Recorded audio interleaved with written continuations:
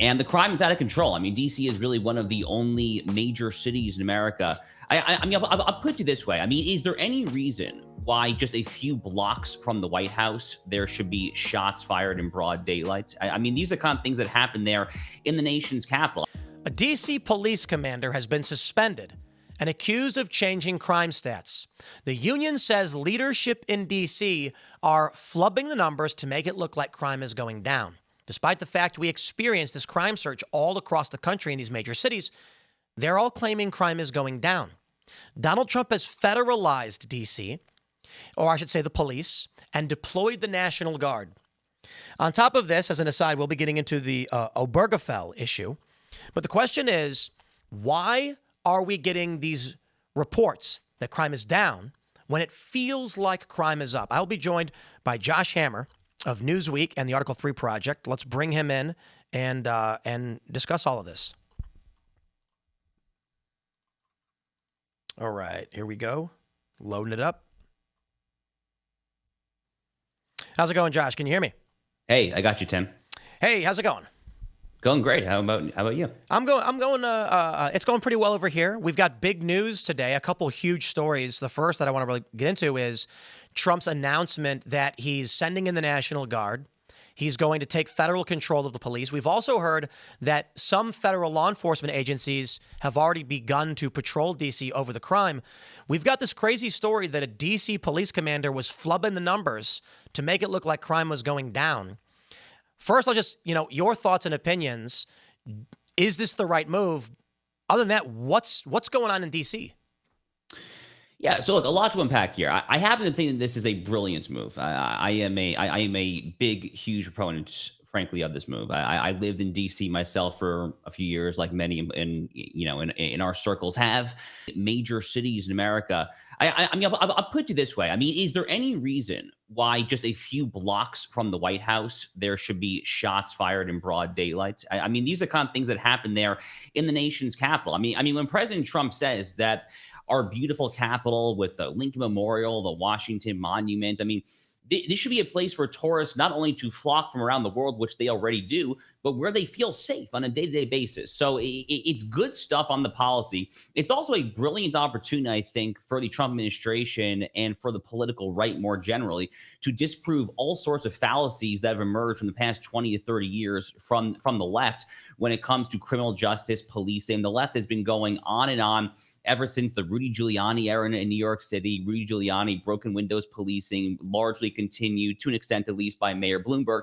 Ever since then, certainly when I was in law school from 2013, 2016, starting around then and really escalating during the Obama years, the left has just done a total 180 against police, against criminal justice. They say that less police means more safety there. So this is just an amazing opportunity, I think, for just a real live experiment, a real-time experiment. Let's actually make sure that the feds are going to sic the DC police in these areas where they are typically reluctant and hesitant to patrol there. And it's a great opportunity for the right, I think, to disprove 2 to 3 decades worth of left-wing fallacies and erroneous logic when it comes to proactive policing.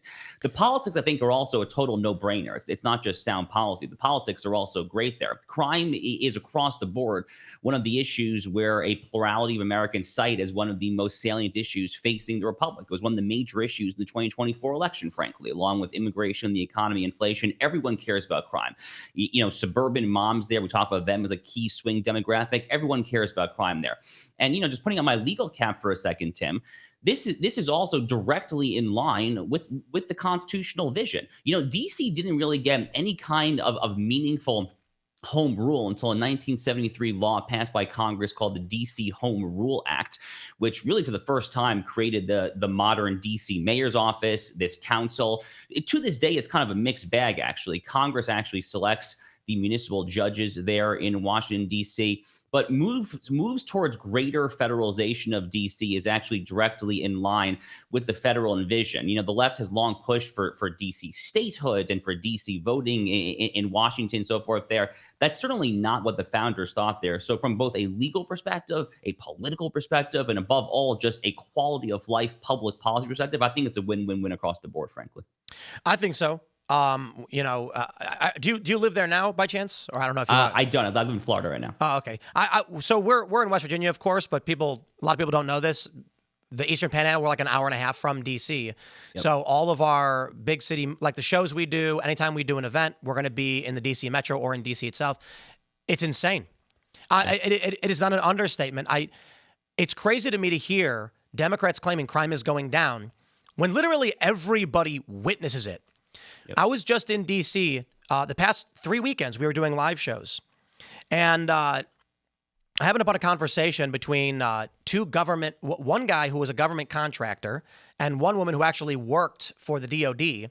And guess what? The first thing they ask is like, oh, so you're from around here, right? Okay. First question after that is, do you feel safe? Wow. And I started laughing because everyone knows what's true. There were shots fired near the White House, not to mention the rioting and the chaos. But this story about this commander flubbing the numbers is crazy. So I'm curious your thoughts on this. This is really weird. It always turns out that there's some, I hate to do it, but Democrats involved in some kind of surreptitious or nefarious political play where they're manipulating the numbers, lying about the narrative, and trying to trick people.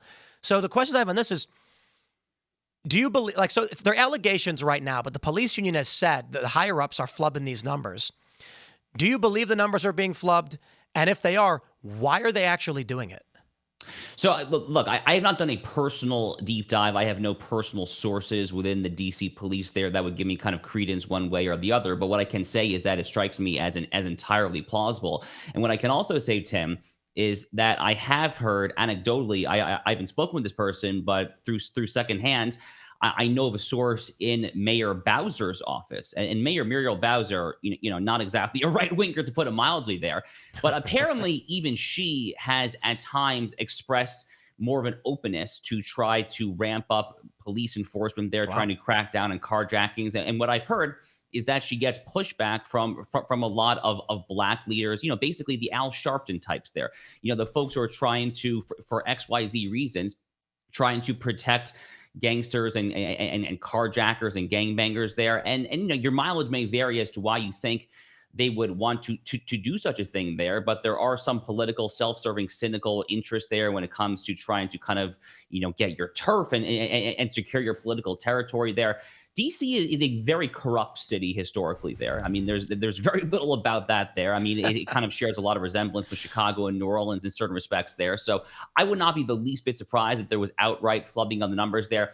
But a lot of this, I mean, let's just kind of zoom out a little bit and contextualize within this kind of post-2020, post-George Floyd, Black Lives Matter cultural milieu that we're currently living in. These days, Tim, if you just recite basic statistics, if you say that black people in America, I'm totally making up numbers, by the way, but if you say that they're responsible for 50% of homicides or whatever the actual number may be there, you are immediately called a racist for simply citing statistics there. So I have no doubt about it that in a city like Washington, D.C., which is a very, very black city, that is going to be very powerful, black politicians who are going to try to do things like this, along the lines of what you're suggesting.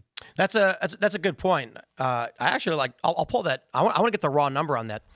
Over the past decade, what we saw was there were several people who posted FBI crime stats and were banned on Twitter or Facebook or YouTube because it was racist to do so. When you see that happen in the private sector with these pressures, what do you think the higher-ups of the police department are going to be doing as well? They don't want to be the one who comes out and issues a statement saying, oh, here, by the way, here's the racial breakdown of crime in my city. They're going to get called racist. The BLM is going to riot. They're going to say the police are lying, and they're going to say it's all race-based. It's crazy, right? I mean, it really says a lot about where we're at as a society, where literally just saying statistics, it somehow gives you a presumption that you're coming from a racially nefarious perspective there. It's absolutely nuts there, and no one wants to say it because of the fear of being called racist. I mean, this is one of the great fears in American society over the past really 4 to 5 decades. I mean, I guess since the 1960s, right? I mean, ever since the civil rights era, Americans have just been utterly petrified of being called racist. But when that takes the form of being afraid to actually name statistics, of actually saying, you know what? No, actually, a city like Washington, D.C., that has a larger minority population, we actually really do need proactive policing there. Going back to the Giuliani and Bloomberg era of New York City, NYPD policing there, to actually say, you know what? No, we actually need more NYPD squad patrol cars in certain areas in the Bronx and Queens and whatnot there that have a demographic makeup that is disproportionately prone to crime. We have to have these conversations. I mean, Yeah. what is the point of even having a police in the first place there if you're not willing to have these conversations? Now, again, what I've heard kind of secondhand is that Mayor Bowser in D.C., who again is a lefty, but even she, I think, is getting sufficient pushback on the crime stuff that she's expressed a willingness there, and she herself has gotten pushback from various other folks. So it's a total mess there. And again, I think Donald Trump's doing totally, frankly, the right thing there. Policy, politically, and legally, it's a no-brainer.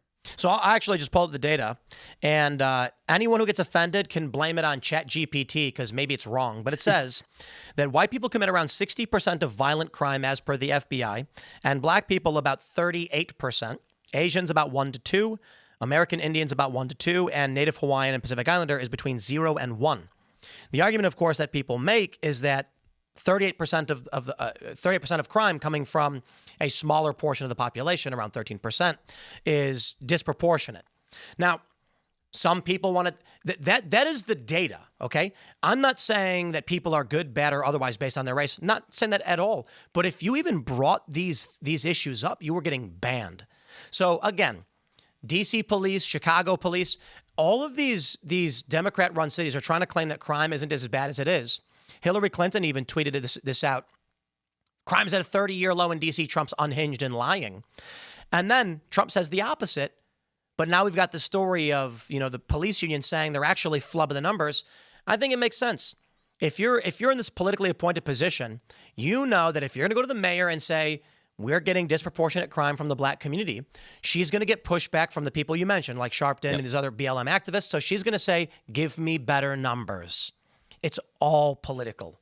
So the one thing's really obvious. I mean, Trump sending in law enforcement and taking command of law enforcement, I think, is a good idea. But do you have any concerns? I remember when they erected those fences around the Capitol building, and it was considered dystopian because it's supposed to be public. There are some that are expressing concerns that, yes, there may be violent crime, but Trump sending in the National Guard, federal law enforcement, taking over the police is pushing us towards a police state. I personally do not share those concerns. I'm sure that some more libertarian-minded folks have some legitimate concerns on those grounds there. I am more of a law and order kind of guy, Tim. I mean, that's just kind of been my MO really ever since I first started in law school when I was clerking for a federal judge on the Fifth Circuit. I mean, I'm a law and order guy.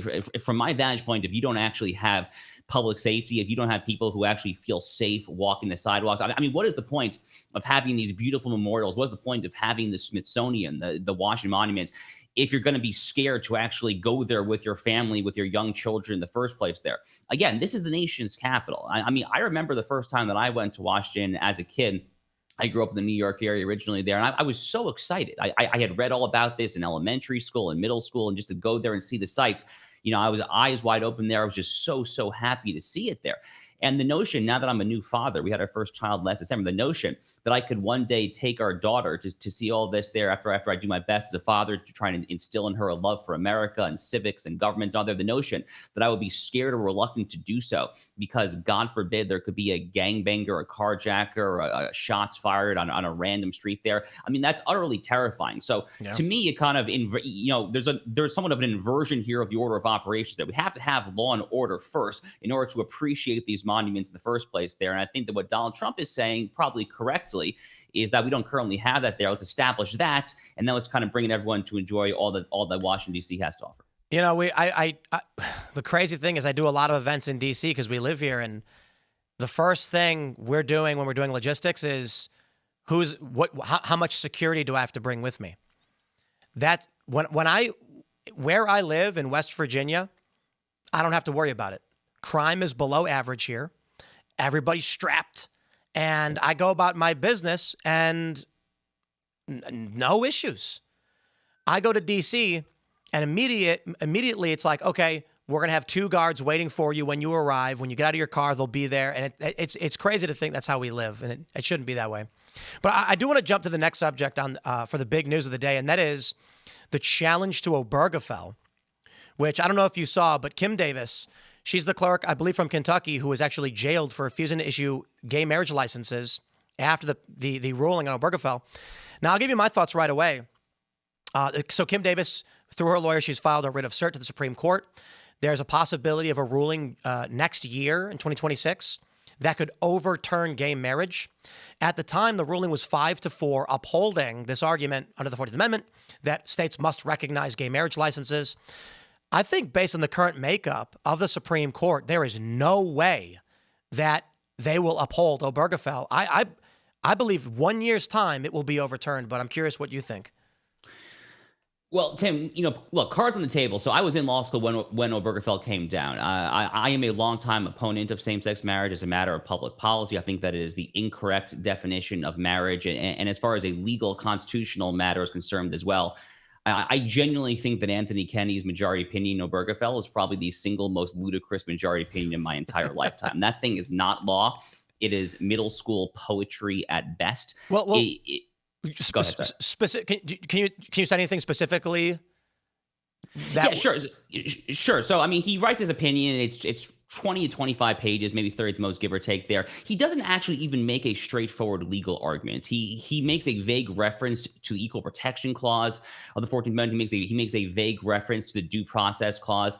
And then he basically says that if you kind of do a little this, a little that there, it makes sense that marriage has evolved in the understanding of human beings such that this thing is no longer constitutional there. But that's just not really how constitutional law works. I mean, when the 14th Amendment was ratified in 1868, I mean, obviously, same-sex marriage was not even a figment of anyone's imagination, but actually, private homosexual acts themselves, sodomy, was prescribed virtually everywhere. So, the notion that they could have possibly envisioned this, I think is totally preposterous. So for all those reasons, I would love nothing more than to agree with you that this case actually will be overturned. Having said that, I don't think it's going to happen. In fact, I don't think it's going to get anywhere close to happening. Actually, really? To be honest with you, yes. I mean, they said that about Roe v. Wade, though. And that was stronger, in my opinion. Well, here's the thing. So there's lots to unpack here. So you need 4 votes, 4 of the 9, in order to grant a writ of certiorari and actually hear a case straight on there. So if I'm just looking at the justices and trying to count votes, I think you can easily count to 4 justices who agree as a first principles matter that Obergefell is wrong. But most of the justices have a somewhat convoluted process for what they call stare decisis, which is how much to rely on legal precedent and when to consider trying to overturn a precedent that even they might concede is flawed. It's really only Clarence Thomas, to an extent, Neil Gorsuch, but Neil Gorsuch, let's recall, had that Bostock case in 2020, which is a transgender case there, so he's a little wobbly on these issues. So it's really only Clarence Thomas who takes a truly, truly, truly principled stance on stare decisis, where he basically says, if it's wrong, period, full stop, end of story. And sure enough, in Thomas's concurrence in the Dobbs case, which overturned Roe versus Wade, he actually did call for the overturning of Obergefell. But he's the only justice on record who has actually directly done that. So I think probably at most, if I'm just being honest here, you probably have 2 of the 9 justices at most, Thomas and Sam Alito, who are the 2 most conservative, who I think would agree to hear this in the first place. I think Neil Gorsuch would probably just prefer to duck this issue. Look, Amy Coney Barrett, I have no doubt that she thinks that Obergefell was wrongly decided, but I don't think she wants to get anywhere near this whatsoever. John Roberts, who actually, Roberts was the main dissenter in Obergefell, the Chief Justice. Very powerful dissent, actually. Really, really, really strong stuff from the Chief Justice a decade ago in Obergefell. The thing about Roberts, he takes a very, very rigid view of stare decisis there. He basically says, if it was decided recently there, I don't want to touch it again. That's kind of his MO. So I'm just not seeing the votes, to be honest with you. But you're saying they'll deny cert. It won't even go to the Supreme Court. That is my guess. Now, if they grant cert, I think it would be limited to a very narrow First Amendment religious freedom question for Kim Davis as to whether she has some sort of dispensation or opt-out. I don't think they're going to actually touch the 14th Amendment ruling whatsoever there. But if I'm being very honest with you, my somewhat pessimistic guess is they probably don't grant cert in any capacity. But if they do, I think it would be very limited to the Kim Davis dispensation question. I hope I'm wrong. Cards on the table here. I used to be of counsel at First Liberty. That's a religious liberty law firm there. I'm really kind of all in on this issue. I genuinely disagree with same-sex marriage, both as a policy and a constitutional matter. So I would love nothing more than to be wrong. I just don't see it happening. I want to be a bit more optimistic, but I defer. I mean, you know more than I do on the patterns and the law and all these things. I'm hoping, I know I'm probably wrong to even hope, because I think the Supreme Court, as it's made up right now, time and time again has showed us there are only two justices of real courage and reason, and that's Alito and Thomas. And the rest of them, I think if it, I feel like if it comes to the arguments on Obergefell, it wins. If they're actually going to go through the idea of marriage licenses, same-sex marriage, how the law should operate, I don't see how this stands. I feel like 6-3 makes the most sense. Maybe Amy Coney Barrett, she's squishy and scared and sides with liberals sometimes, but it really does feel like on the logic of the law. My view largely is this. Liberals like to claim whenever you bring up the Supreme Court shouldn't be doing these universal changes to culture and law, like Obergefell, they say, what about the Civil Rights Act? What about when they desegregated and did all these things? There was a law. Congress passes a law, and the Supreme Court can then weigh its constitutionality. In this regard, there was no law passed. Most states today still have bans on same-sex marriage, but only due to that precedent are allowing it to occur. So I hear this and you're making me a little pessimistic. I am worried because maybe they just dodge the issue like cowards. So, look, I think you're right that if the question were presented to the justices and they basically said, ignore the fact that this case was decided 10 years ago, ignore what lawyers call reliance interests, ignore all that, just actually rule on the literal 14th Amendment question, I think you're totally right. I think that there are 6 votes then to just put in a simple statement, Obergefell was wrongly decided as a matter of law. I have no doubt about that. My point is only that that's just not necessarily, unfortunately, in my view, that's not necessarily how these decisions are made. A lot of the justices, Amy Coney Barrett's a very good example. So Barrett clerked for Justice Scalia. She's very much a Scalia acolyte. Scalia, in his jurisprudence, had this well-established multi-part balancing test for stare decisis, basically when you go in there and when you overturn a flawed precedent. And a lot of these lawyers who put a very, a firm emphasis on precedent and stare decisis put a high reliance on reliance interest, which basically means if there are people in the here and now that are relying on this ruling there, we're going to be very reluctant to overturn it. And I think the number of people here who have same-sex marriage licenses in America in the year 2025, I don't know the exact number, but I think it's maybe like around 1 million, 2 million, something like that there. I mean, that is a non-negligible reliance interest. Now, in my view of stare decisis, that doesn't matter, because if it's wrong as a matter of law, it's wrong, overturn it, period, full stop, end of story. To me, that's the only principled approach to take, frankly. But even for a lot of these right of center justices, that's just not necessarily the approach they take. Yeah, it's a problem though in this country that the legislative branch is supposed to be handling these issues. Right. And it's come down to win the presidency and take the Supreme Court and build the structure you want. That seems to be what's happening. It's funny, the Supreme Court overturning Roe v. Wade was sound and principled, albeit some may disagree on certain issues, fine. The issue with Obergefell is the Democrats and the liberals in this country could not get the legal power to create same-sex marriage as an institution. So they utilized brute force. If we do not have a Supreme Court body or a political apparatus on the right that is willing to say, you can't do that, and they will allow the use of brute force politics, we lose. And this country is I'll put it this way. Many people describe it as Republicans don't fight back. Republicans don't use power. Conservatives don't use power. If every time the left, liberals, and Democrats use brute force, Republicans just say, well, it's wrong, so we won't, the left will win in the end. You're speaking my language. I've been preaching this for, for 10, 15 years now. I mean, how many times have we seen Republicans, conservatives fight with one hand tied behind their back? I mean, maybe even two hands tied behind their back. I mean, this happens time and time and time again. One of my pet projects for the past 10, 15 years have been trying to overturn this when it comes specifically to the realm of courts and jurisprudence. I have my whole own theory actually on constitutional interpretation, and I call it common good originalism, trying to kind of give a little more heft to conservative judges to feel a little more emboldened to rule in line with principles of natural law and biblical truth and things like that there. So I've really kind of thought this through and done the best that I can in my own capacity there. But unfortunately, institutional realities kind of just are what they are, unfortunately, there. Now, I'll finish your thoughts. I don't want to interrupt you. No, all I was going to say was the crazy thing is, and you're totally right on this, because they did do it with Dobbs. They did do it in overturning Roe versus Wade 49 years after Roe versus Wade there. And, going back to Roe versus Wade, you even had a lot of very famously pro-abortion people. Ruth Bader Ginsburg, actually, back when she was an ACLU lawyer, she famously said that Roe versus Wade went too far. They didn't allow the democratic process to play out. When Obergefell was decided in 2015, it was around 35 states that had some sort of ban on same-sex marriage in their state. So very similar. It's very similar to Roe versus Wade. The court dramatically oversteps there. It's a very similar type thing. But, the whole LGBT cause has just achieved such cultural relevance and salience in modern American society and modern American culture there, that I think a lot of people have been kind of cowed into obeisance and submission there, and just so afraid to challenge it from either a policy or a legal perspective. Maybe. I mean, one point I've been making quite a bit, South Park comes back with a bang, mocking Donald Trump.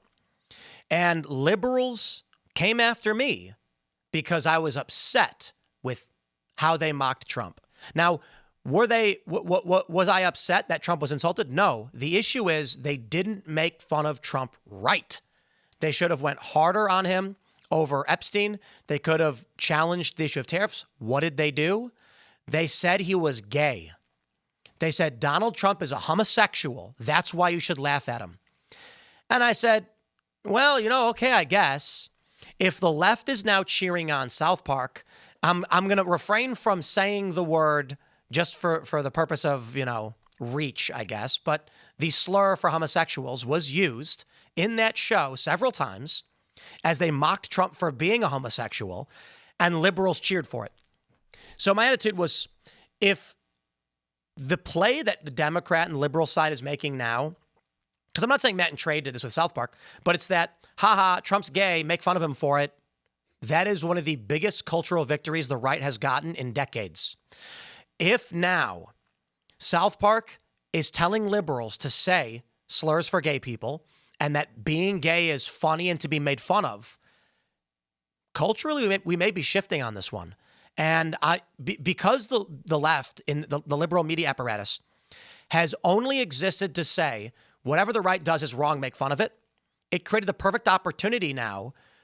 When Matt and Trey come out and call Trump gay, the left cheers it on. Okay, well, now the culture has shifted. Young kids are going to start dropping F-bombs again, and I mean the slur for gay people. And when Obergefell does get overturned, it's going to be like, what did you expect? Liberals abandoned this because, so I actually, to what you were saying, I think you were right over the past 10 years, the pride stuff. I think it's rapidly collapsing, rapidly. Bud Light effect, man. Bud Light and Target took such a beating over this. Yeah. I think we may see a big shift.